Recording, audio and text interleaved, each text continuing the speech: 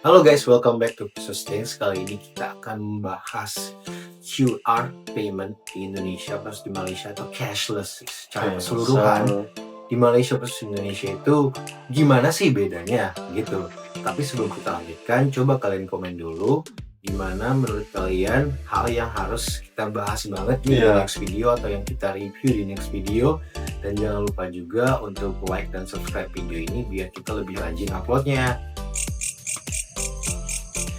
Nah, pertama itu kemarin kami ke Malaysia, terus di Malaysia itu sebenarnya payment system kita QRIS itu udah bisa dipakai, tetapi kadang-kadang itu dia gagal, sehingga masih membutuhkan kartu atau cash gitu. Tapi kan kita sebagai anak muda gitu, maksudnya gimana ya? Gue udah terbiasa QRIS gitu ya. Jadi gue coba cari cara untuk bisa mendapatkan QRIS-nya Malaysia, yaitu Do It Now. Dan ternyata gue bisa dapetin itu. Ada 3 cara. Pertama itu GrabPay. Jadi kalau Anda pindah ke Malaysia atau misalnya traveling ke Malaysia, Grab-nya itu otomatis menjadi Grab Malaysia, di mana itu ada opsi GrabPay. Nah, kemarin itu untuk daftar GrabPay itu udah butuh paspor doang, terus bisa top up pakai kartu Indonesia, kartu kredit, kartu apa juga bisa untuk top up itu. Dan ya udah, itu bisa menggunakan GrabPay untuk pembayaran di Malaysia. Selain itu ada opsi lain juga, yaitu gue pakai BigPay. BigPay ini punyanya AirAsia. Nah, ini dia itu sebenarnya butuh alamat di Malaysia. Lu itu bisa menggunakan hotel tempat lu menginap atau gimana gitu. Kemarin gue pakai alamat tempat temen gue yang kuliah di Malaysia. Jadi bisa menggunakan itu untuk nge-scan Do It Now atau QR di Malaysia. Ketiga itu bisa juga Touch and Go, namanya TNG. Ini kayak payment sistemnya Malaysia gitu untuk parkir tol dan lain-lain. Dan ini ada aplikasinya juga yang bisa diregister dan download oleh orang Indonesia. Tapi dia tetap butuh alamat di Malaysia juga. Nah, ini juga yang kedua ini BigPay, TNG. Kemarin sih coba BigPay sama GrabPay, itu juga bisa top up menggunakan kartu Indonesia, termasuk kartu kredit ya, walaupun ada biayanya. Nah, dari sini semua itu gue coba itu ingin membandingkan. Nah, dari kedua ini QRIS ini bisa dipakai di Indonesia, Thailand, Malaysia, Singapura, dan Jepang juga kemarin. Jadi sebenarnya udah cukup banyak sih, tapi ya kadang bisa, kadang enggak sih untuk sekarang. Sementara kalau Do It Now itu, dia itu bisa dipakai di Indonesia juga, Malaysia, Singapura, Thailand, Kamboja. Indonesia belum bisa di Kamboja. Dan juga untuk di Jepang juga mereka lagi coba untuk bisa. Indonesia juga sebenarnya lagi proses untuk bisa di Cina dan India. Untuk roadmap kedepannya untuk Asia Tenggara, sebenarnya kita itu untuk rencana kedepannya itu bisa untuk QRIS diterima di semua negara Asia Tenggara. Juga Do It Now-nya Malaysia bisa di semua negara Asia Tenggara juga. Nah, sebenarnya untuk cross border payment-nya ini itu lebih bagus karena nggak harus untuk tukar mata uang atau gimana gitu, jadi dia otomatis terkonversi. Misalnya nih lagi belanja di Malaysia pakai QRIS, ya udah tinggal masukin berapa ringgit aja, otomatis dia bakal narik saldo kita segini ringgit itu tanpa perlu nuker duit atau gimana, jadi udah otomatis gitu ya. Sementara untuk di Do It Now juga sebenarnya sama aja untuk ekosistemnya ya, tapi ya kayak pengalaman gue kemarin, misalnya kan gue ke Thailand nih. Di Thailand itu gue nggak menemukan sih sistem apa yang bisa digunakan kayak PromptPay-nya itu. Karena harusnya di Thailand ada PromptPay, di Malaysia ada Do It Now, di Indonesia ada QRIS. Gue nggak bisa buat PromptPay sih kemarin, gue nggak tahu. Tapi ya gue bisa pakai QRIS Indonesia. Kalau itu nggak bisa, gue bisa pakai BigPay-nya Malaysia. Nah, kalau menurut lu sendiri untuk cross border-nya ini sama-sama unggul atau gimana? Gimana kamu? Menurut gue sama-sama unggul sih. Itu, tapi ya lebih unggulan Indonesia karena kalau di Malaysia kan kalau QRIS tuh kadang-kadang bisa, kadang enggak. Kalau di Indonesia kan itu bisa lancar gitu. Oh, jadi lebih banyak tempat yang bisa menerima QRIS di Indonesia. Kalau di Malaysia kan di Malaysia kemarin kita tuh ada yang bisa enggak, ada yang bisa, ada yang enggak. Iya sama ya. Menurut gua belum semuanya itu terintegrasi jadi satu. Jadi kan Indonesia itu entah pedagangnya punya GoPay merchant, Shopee merchant, BCA merchant, ya udah QRIS gitu kan. Di Malaysia itu GrabPay itu masih terpisah ekosistemnya, jadi belum semuanya dijadiin satu aja gitu ya. Selanjutnya kita akan bahas satu fitur yang baru-baru ini baru di launching di Indonesia, namanya QRIS Tab. Nah di Indonesia itu QRIS Tab itu udah di launching, tapi dia itu baru bisa di Android. Belum di Apple. Ya, jadi ini QRIS Tab-nya juga masih bertambah-tambah aja sih. Tapi udah bisa di Transjakarta, KRL, MRT, di tempat-tempat yang udah ada EDC contactless, di McD, di supermarket gitu-gitu. Kami kemarin coba, itu udah bisa. Yang penting ada logo contactless ini. Sebenarnya ini sistemnya hampir mirip dengan Visa contactless atau Mastercard contactless gitu. Dan nanti kalau misalnya ke luar negeri atau yang udah di keluar negeri cobain QRIS Tab, apakah bisa? Karena secara teori sih pas kemarin gue coba di McD itu gue milihnya menu, kan di situ nggak ada QRIS Tab, adanya QRIS Discount. Jadi milihnya itu Visa atau Mastercard, tapi gue tap ke EDC-nya bisa QRIS Tab. Jadi harusnya itu juga bisa digunakan di luar negeri. Benar-benar.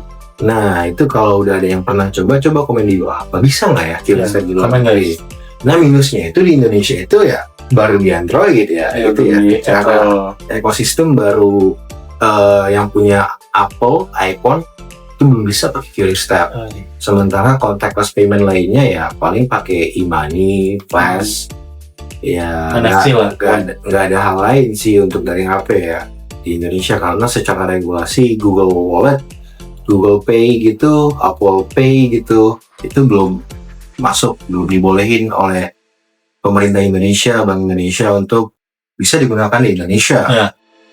Jadi ya untuk contactless payment dari HP sebenarnya lebih unggul Malaysia karena mereka udah bisa Apple Pay, Google Pay gitu-gitu. Jadi ya tinggal tap aja mereka. Simple lagi ya. Nggak perlu buka HP segala, langsung tinggal tap aja. Ya. Terus kalau mereka pakai Apple Pay, Google Pay gini-gini, itu lebih canggih lagi sebenarnya dan lebih minim lag, karena kalau pakai QRIS Tab itu, dia itu masih butuh buka aplikasi, entah itu Dana, dari Bank Mandiri, BCA gitu-gitu. Jadi butuh waktu untuk buka itu. Terus dia butuh koneksi internet juga.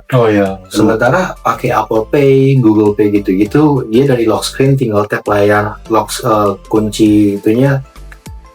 Tombol on off-nya HP gitu, iPhone gitu misalnya untuk Apple Pay, tap 2 kali atau pakai Apple Watch, ya udah bisa langsung melakukan pembayaran tanpa dia itu nggak perlu koneksi internet.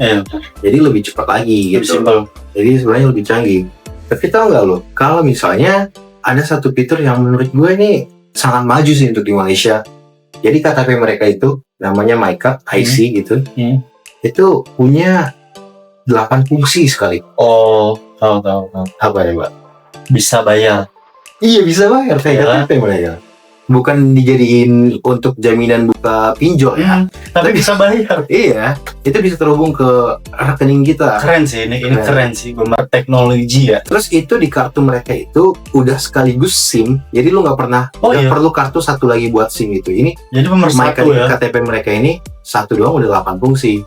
Ini udah jadi KTP, secara identitas lu di sini, ini jadi SIM lu, ini udah jadi ATM pembayaran, lu, ya. Ini udah jadi kartu pembayaran lu, sama dia juga bisa menyimpan data rekam medis lu. Jadi kalau misalnya lu kecelakaan gitu atau apa gitu, lu punya KTP Malaysia, lu MyCard itu, ya pihak rumah sakit gitu udah tahu rekam medis lu itu di mana di situ. Jadi ya Indonesia juga sebenarnya mulai menggunakan itu untuk BPJS sih. Jadi kalau BPJS itu nggak perlu bawa kartu Indonesia, cuma KTP doang.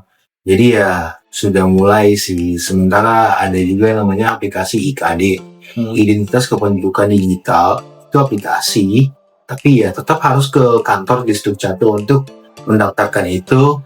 Dan ya secara ini sih menurut Malaysia, KTP Malaysia itu, MyCard Malaysia itu, IC Malaysia itu masih lebih unggul, dan ya semoga Indonesia bisa kayak gitu ya. Jadi dari semua itu menurut lu gimana nih untuk cashless atau metode pembayaran di Indonesia dibandingkan sama Malaysia? lebih unggul mana? Kalau gue sendiri sih, menurut gue Indonesia perlu untuk bisa, ya gue ngerti kenapa pemerintah tidak membolehkan Apple Pay atau Google Pay di Indonesia, karena mereka takut Indonesia nggak dapat bagian dari proses pembayaran itu, makanya ada QRIS, GPN gitu-gitu. Tapi dari Malaysia sendiri mereka bisa kerjasama kok untuk bisa Apple Pay itu menggunakan ekosistem mereka, misalnya menggunakan GPN lah. Di Malaysia itu ada namanya, seperti di Indonesia kan GPN, Gerbang Pembayaran Nasional, ada namanya MyDebit gitu kan. Itu bisa untuk Apple Pay gitu. Jadi tinggal kerjasama dengan Apple-nya aja gimana untuk negosiasinya supaya Apple Pay ini bisa kerjasama di Indonesia. Dan Indonesia kan maksudnya orang Indonesia beli iPhone gitu mahal-mahal gitu-gitu, beli Android gitu, udah punya smartphone gitu, tapi fungsinya nggak 100% terbuka gitu ya. Buat apa gitu? Sebenarnya bisa fungsinya, tinggal dari pemerintah aja nih untuk gimana masyarakat Indonesia yang udah beli apa ini gitu, tapi supaya bisa menggunakan fungsinya juga. Ini juga bakal lebih berguna gitu. Misalnya kita mau beli sesuatu, antri KRL keluar gitu-gitu, MRT Transjakarta nggak perlu antri nunggu lama-lama karena lah harus buka e-wallet, nunggu jaringan gitu-gitu, tinggal tap-tap aja, lebih cepat gitu antriannya, jadi nggak simpel instan lah. Iya, jadi banyak benefitnya sebenarnya ini. Dan juga satu lagi menurut gua yang Indonesia perlu benahi itu ya KTP-nya itu kan Indonesia udah ada chipnya juga sebenarnya, tapi digunakannya untuk kurang gitu. Mungkin ya pembukaan rekening, pinjaman online atau gimana gitu-gitu, pasti cabang gitu-gitu ya.